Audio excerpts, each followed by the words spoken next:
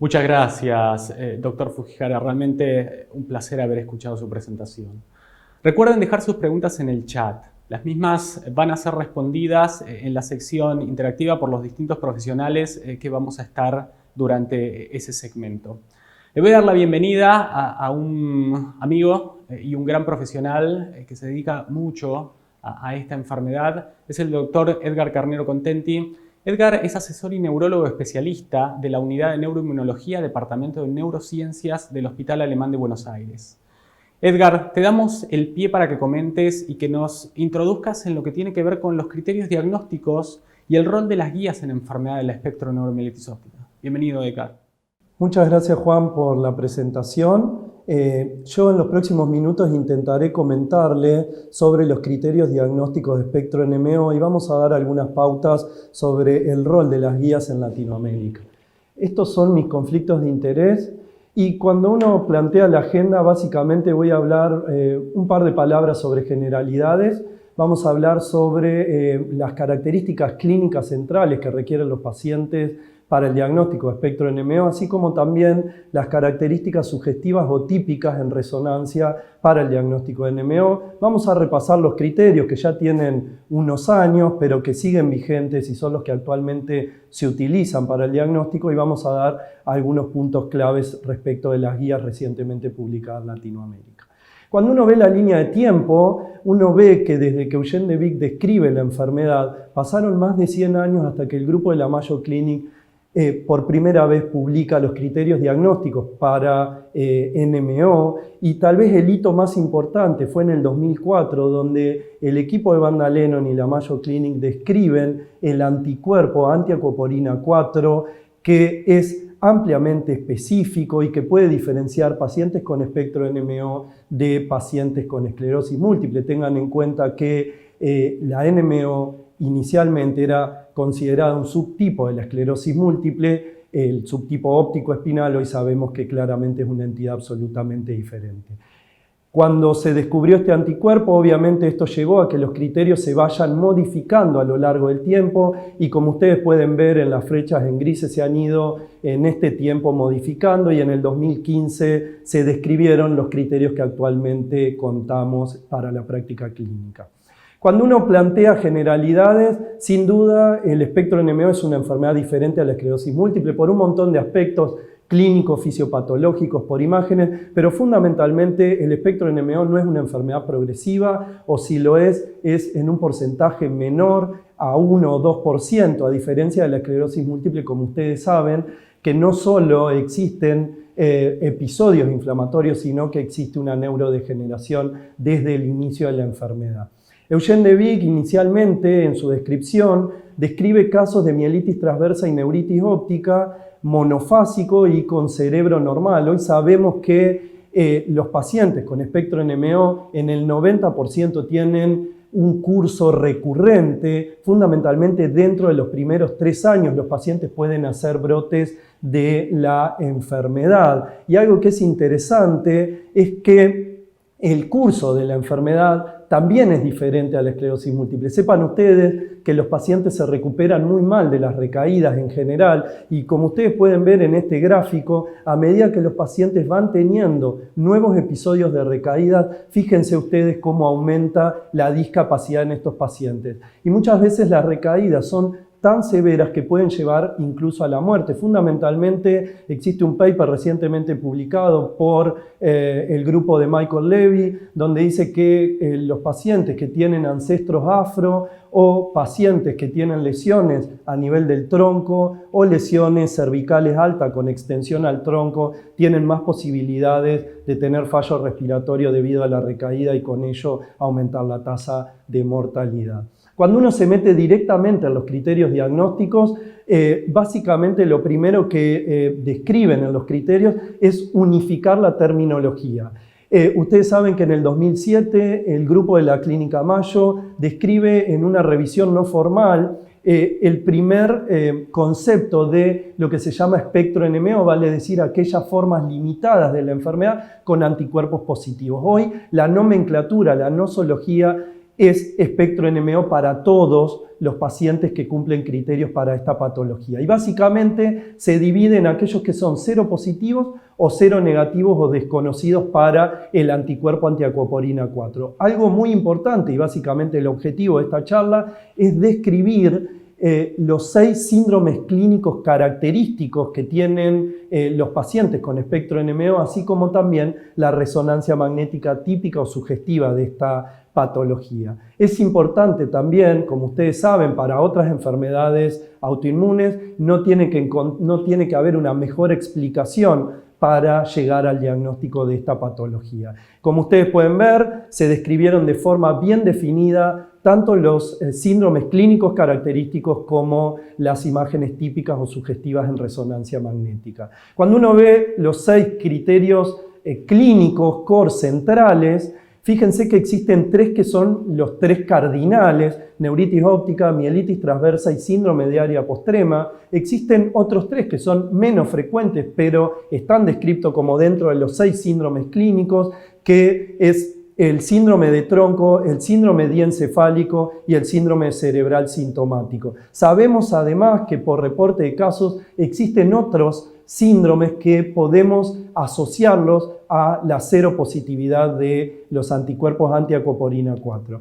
Y básicamente, llevando esto a la práctica clínica, lo más probable es que cuando nosotros nos encontremos ante un paciente con espectro NMO, probablemente la presentación sea o mielitis transversa o síndrome de área postrema o neuritis óptica. Y como ustedes pueden ver en nuestra serie, 95% de los pacientes tuvieron al menos uno de los 3 síndromes característicos. Algo que difiere con, por ejemplo, Europa y Asia, es que en Europa y Asia ellos encuentran que la mielitis transversa es el síndrome principal de inicio, y en Latinoamérica nosotros encontramos que la neuritis óptica. Pero en aquellos pacientes que no tienen neuritis óptica ni mielitis transversa, fíjense que lo más frecuente es tener síndrome de área postrema y en un bajo porcentaje el resto de los otros 3 síndromes que describimos recientemente.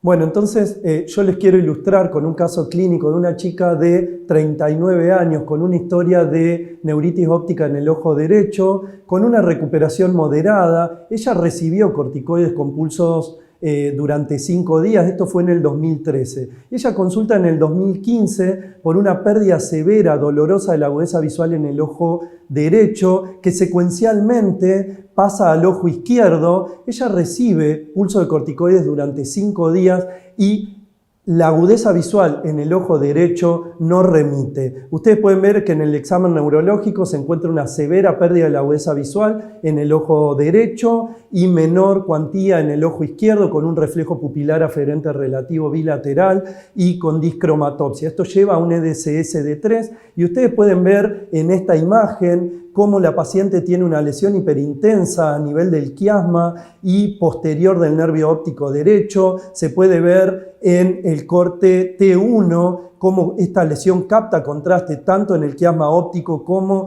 en el nervio óptico derecho y que afecta más del 50% del nervio óptico. El test para acuoporina 4 por inmunofluorescencia indirecta fue negativo. Cuando uno repasa desde el punto de vista clínico e imaginológico la neuritis óptica, sin duda la neuritis óptica unilateral es más frecuente, pero cuando es bilateral o secuencial, cuando hay una pérdida severa de la agudeza visual, con pobre recuperación, esto es sugestivo de pacientes con espectro NMO. Sin duda, cuando uno ve las imágenes, uno puede ver, como yo les mostré, lesiones posteriores, lesiones en el quiasma óptico, que pueden o no captar contraste, lesiones que afectan más del 50% de la longitud del nervio y son sugestivas de espectro NMO. Y en nuestra serie nosotros vimos que aproximadamente más del 75% de los pacientes al inicio pueden tener lesiones en el nervio óptico. Y fíjense que cuando uno ve el seguimiento de los pacientes latinoamericanos, más del 80% en algún momento de su enfermedad van a cursar con neuritis óptica.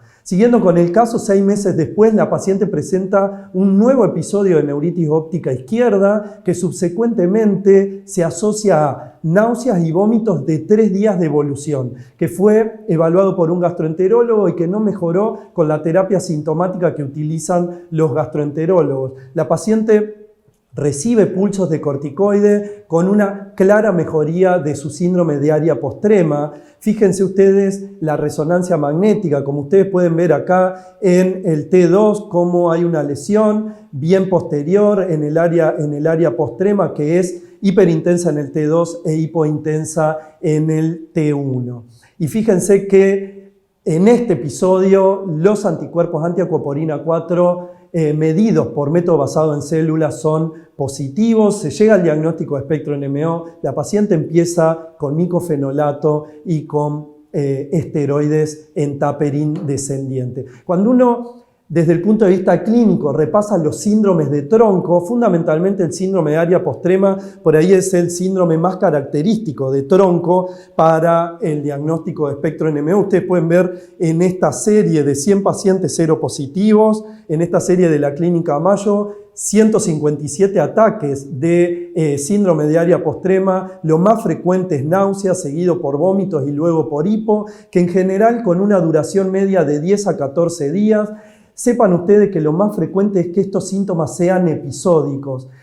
Si bien son episódicos, tienen que durar al menos 7 días o tienen que durar al menos 48 horas, pero tienen que estar en asociación con una lesión en el área postrema por resonancia magnética. El área postrema es el único síndrome de tronco que se puede encontrar en pacientes con espectro NMO. No, se pueden encontrar síndromes de pares bajos, ataxia, parálisis facial, neuralgia del trigémino, es decir, el espectro es bastante mayor que solo el síndrome de área postrema. Y ustedes lo pueden ver en este trabajo muy interesante de más de 250 pacientes con una manifestación de tronco. Fíjense que lo más frecuente, si bien fue el área postrema, sacando al área postrema la disfunción, la oftalmoparesia fue lo más frecuente. Pero ustedes pueden ver que pérdida de la audición, parálisis facial, neuralgia del trigémino y ataxia se encontraron en porcentajes mucho menores.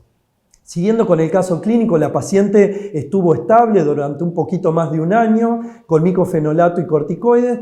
Sin embargo, la paciente se presenta con una debilidad subaguda, severa, tanto motora como sensitiva, tanto en miembros superiores como en miembros inferiores, asociado a un trastorno autonómico, es decir, la paciente tenía vejiga neurogénica que requirió una sonda nasogástrica. Cuando uno ve la resonancia magnética, fíjense cómo pueden ver en este corte T2 sagital, lesión longitudinalmente extensa, vale decir más de 3 segmentos medulares en el T2, con una lesión hipointensa en el T1, y cuando uno ve, fíjense el axial, cómo afecta, es bien centromedular, afectando tanto la sustancia gris como la sustancia blanca y que se extiende más del 70% de la longitud de la médula. Algo que es interesante, fíjense que 7 días después de este síndrome medular, la paciente presenta espasmos tónicos paroxísticos y prurito. Se interpreta que este cuadro es respuesta subóptima al tratamiento, falla el tratamiento, por lo cual se cambia a rituximab y la paciente tiene una muy buena tolerancia inicial. Cuando uno repasa los síndromes medulares, existe una guía basada en evidencia donde se describen claramente 2 tipos de síndromes medulares desde el punto de vista clínico. Uno es el completo y otro es el parcial. Si uno tiene que pensar en espectro NMO, sin duda tiene que pensar en el síndrome medular completo, vale decir, pacientes que tienen síntomas subagudos, simétricos, con claro nivel sensitivo, que tienen moderada o severa pérdida de la función, con disfunción autonómica, tanto de la vejiga como del intestino, y con pobre recuperación. Y otros datos que son sumamente sugestivos o típicos del espectro NMO es que tenga dolor, que tenga prurito, que tenga espasmos y fundamentalmente la pobre recuperación. Cuando uno ve estas imágenes que son sacadas del paper original de los criterios diagnósticos, fíjense cómo se puede encontrar lesiones que captan contraste, enquistadas, lesiones que a lo largo del tiempo van afinando la médula, van generando atrofia medular o que se extienden hacia el tronco, que puede haber una captación de contraste que puede ser homogénea o heterogénea. Y algo interesante, fíjense por ejemplo en esta imagen, cómo uno puede ver edema medular o si ve la resonancia en el largo plazo, cómo las imágenes se pueden ir parcheando a lo largo del tiempo. Yo les contaba que el espectro NMO tiene una asociación con los espasmos tónicos paroxísticos dolorosos que pueden estar desencadenados por movimientos o por estímulos sensitivos y que se asocian fundamentalmente a lesiones en la médula espinal o en el tronco y que tienen un impacto sumamente negativo en la calidad de vida de estos pacientes. Algo que es interesante también de destacar es que los pacientes pueden tener prurito, es decir, pueden tener picazón como un síntoma incluso inicial de la enfermedad, que eso va desde un 25% aproximadamente hasta un 60%, y el mecanismo fisiopatogénico es compartido con los espasmos tónicos. Se piensa que hay una lesión parcialmente que activa las vías y genera disfunción de las interneuronas excitatorias del cuerno posterior de la médula espinal que llevan tanto el prurito como los espasmos tónicos paroxísticos dolorosos. Y algo que es muy interesante es que el dermatoma del prurito se correlaciona con la lesión a nivel de la médula espinal. Ustedes pueden ver, por ejemplo, si un paciente tiene prurito en la cara, en el cuello o en los hombros, se correlaciona con una lesión a nivel del cordón cervical, por ejemplo. Vale decir, el prurito puede ser un síntoma común relacionado al espectro NMO. Pero por otro lado, sepan ustedes que si bien las lesiones longitudinales extensas son típicas de espectro NMO, nosotros nos podemos encontrar con lesiones cortas, vale decir menos de 3 segmentos, y esto puede ser el inicio de la patología, y si uno no piensa que pueden estar relacionados las lesiones cortas, uno puede tener demoras en el diagnóstico y eso claramente va a tener impacto en el inicio del tratamiento. Sepan ustedes que en general afecta la región centromedular, vale decir la sustancia gris, y por otro lado se puede encontrar hasta en un 20-25% de los pacientes. En nuestra serie nosotros lo encontramos en un 8%. Sin duda, los 3 síndromes característicos son la mielitis transversa, la neuritis óptica y el síndrome de área postrema. Sin embargo, se puede encontrar narcolepsia, síndrome de secreción inadecuada de hormona antidiurética, presentaciones hipotalámicas como anorexia, presíncope, alteración en la regulación de la temperatura, de la sudoración. Pero por otro lado se ha descrito en otras patologías, como por ejemplo la miopatía con hipersecaemia, en mieloradiculitis, en encefalopatías, en trastornos cognitivos que muchas veces son similares a la esclerosis múltiple, en hidrocefalia, incluso en trastornos de la marcha. Pero nos falta otra cosa, que es la resonancia magnética cerebral. Yo les conté imágenes típicas a nivel del nervio óptico, imágenes típicas a nivel de la médula espinal, pero fíjense cómo se pueden encontrar lesiones hipotalámicas, lesiones peritercer ventrículo, lesiones a nivel del tálamo, de la cápsula interna, lesiones en contacto con el cuarto ventrículo posterior protuberancial, fíjense, lesiones del haz córtico-espinal, vale decir de la vía piramidal, lesiones del pedúnculo cerebral, así como lesiones en sustancia blanca extensas que muchas veces simulan el síndrome de encefalopatía posterior reversible. Y también, fíjense, lesiones a nivel de la cara lateral del bulbo, es decir, en el área postrema. También en el tronco, que muchas veces pueden ser extensas, pueden afectar el pedúnculo cerebeloso y muchas veces pueden ser mal definidas. Sepan ustedes que se encuentran hasta en el 50% al inicio estas lesiones típicas, es decir, no son infrecuentes de encontrar. Fíjense, el grupo de Milán junto con Oxford encuentran un porcentaje similar al nuestro. 50% de los pacientes tienen al menos una lesión típica en la resonancia magnética, pero algo que llama la atención o que justamente marca el reto diagnóstico en la práctica clínica es que aproximadamente un 40% de los pacientes con espectro NMO puede cumplir con los criterios de diseminación en el espacio para esclerosis múltiple. Sin duda la resonancia como la clínica nos va a ayudar en el diagnóstico diferencial y ustedes pueden ver de forma bien gráfica cuáles son las lesiones típicas o sugestivas para diferenciar espectro NMO de pacientes con MOG y esclerosis múltiple. Sin duda, cuando uno aplica los criterios diagnósticos, no tenemos que tener una mejor explicación, ¿vale? Es decir, el diagnóstico es de exclusión, vale decir, nosotros tenemos que excluir causas clínicas, comorbilidades, así como lesiones en resonancia magnética. El grupo de Lucy Mathieu y Maciej Jurinczyk han descrito lesiones que pueden diferenciar con bastante buena precisión pacientes con esclerosis múltiple de NMO, pacientes que tenían lesiones periventriculares, yuxtacorticales, en el lóbulo temporal inferior o a nivel de dedos de Dawson, y que ellos vieron que estas lesiones podían diferenciar de forma muy precisa justamente pacientes con NMO, pacientes con esclerosis múltiple de NMO. Fíjense, esta es la descripción inicial, que posteriormente el grupo de Oxford también describe que puede diferenciar a pacientes con MOG. Esto fue replicado por el grupo de Corea, por el grupo de Flenny, y nuestro grupo también pudo replicar este trabajo, incluyendo la resonancia de médula espinal, que no aporta mayor precisión a los criterios antes descritos.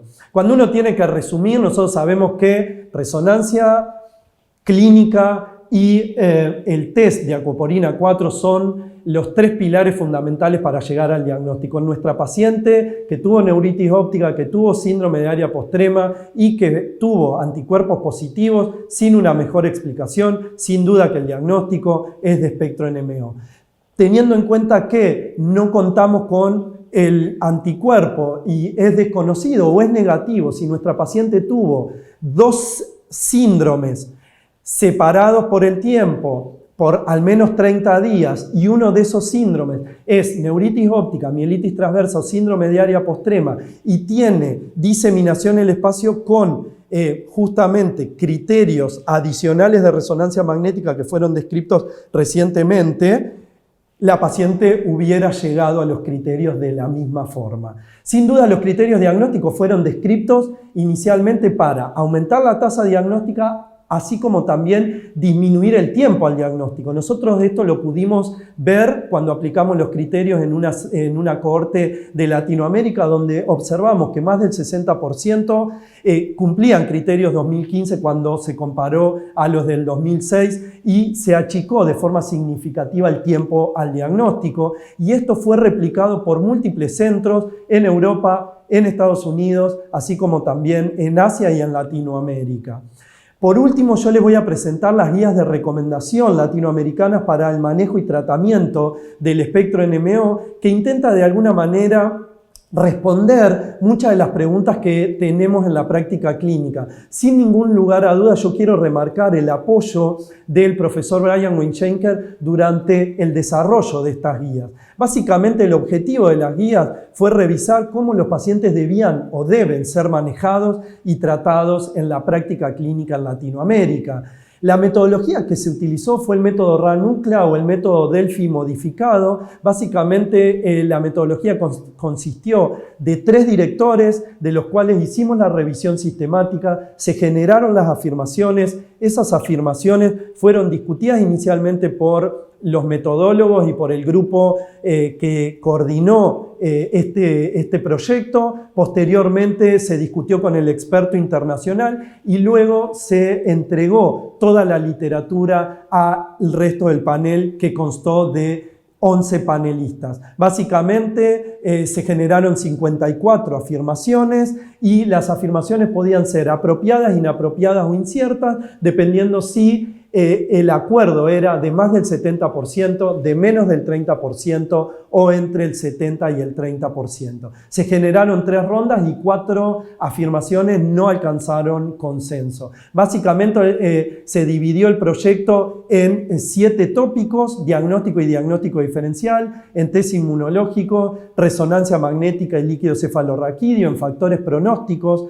en tratamiento agudo y crónico, y en situaciones especiales que nos encontramos frecuentemente en la práctica clínica, como pacientes que cursan un embarazo o pacientes por ahí que tienen un síndrome de superposición. Si bien yo no voy a describir cada una de las recomendaciones o de las afirmaciones, les presento que lo que recomienda el panel es que se utilicen estos criterios que yo acabo de describir para los pacientes de Latinoamérica, y que fundamentalmente estos pacientes sean testeados por CBA, fundamentalmente si se puede, durante una recaída y previo a recibir pulso de corticoide o plasmaféresis, y si dan negativos, que se repita a los 3 o a los 6 meses. Sin duda que nosotros tenemos diferencias respecto a Estados Unidos o de Norteamérica y Europa o Asia, porque tenemos diferentes infecciones regionales o trastornos nutricionales que sin duda deben ser descartados previo al diagnóstico de espectro NMO en nuestra población. Sin duda que otro punto fundamental al inicio, como en el seguimiento, es tener un protocolo estandarizado. Según nuestro conocimiento, este es el primer paper que describe un protocolo para el inicio y para el seguimiento de los pacientes en lo que tiene que ver con resonancia de cerebro, médula espinal y nervio óptico. También el panel recomienda con qué droga deberíamos empezar el tratamiento cuando se llega al diagnóstico de espectro NMO, que básicamente es rituximab o micofenolato, y si no tenemos acceso a ninguna de estas dos drogas, se puede empezar con azatioprina. Pero otra cosa interesante que se describe en el consenso es que si esos pacientes fallan a las drogas clásicas, podemos utilizar las drogas nuevas como eculizumab, satralizumab o inebilizumab. Y algo interesante también es que se describe de forma correcta, a nuestro punto de entender las cosas, a qué se llama respuesta subóptima al tratamiento. Sin duda que las guías buscan que los pacientes tengan una mejor atención.